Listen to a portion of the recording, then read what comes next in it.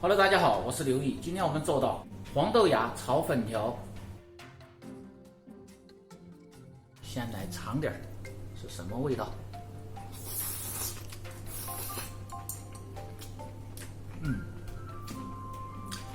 就差米饭了。首先把水晶粉或者是红薯粉用温水浸泡15分钟，泡软即可。然后把黄豆芽清洗干净，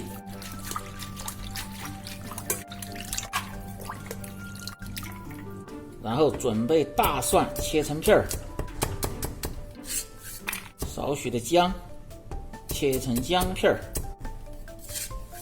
再切点红辣椒丝儿配个颜色，再少切点葱段，再切点韭菜增加香味儿，再剁点肉末儿。好，准备好开炒。起锅烧水，水开，先下入色拉油，少许的食用盐，然后下入黄豆芽。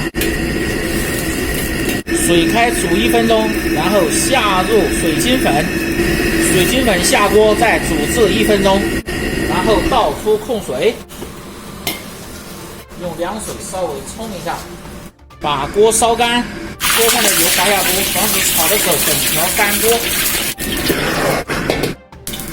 锅中放入少许的油，下入肉末炒香，炒出油脂，下入豆瓣酱和葱段，炒出颜色，炒出香味。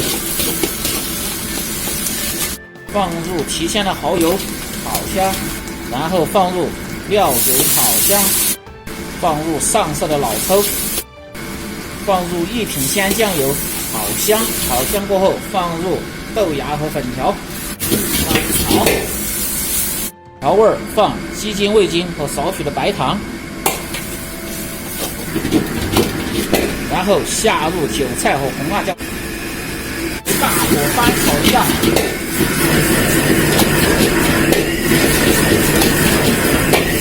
好，关火。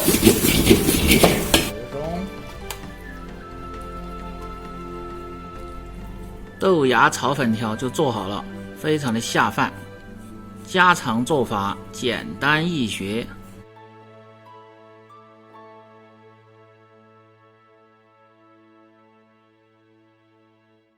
如果你每天不知道吃什么的、做什么的，就关注我，美食天天更新。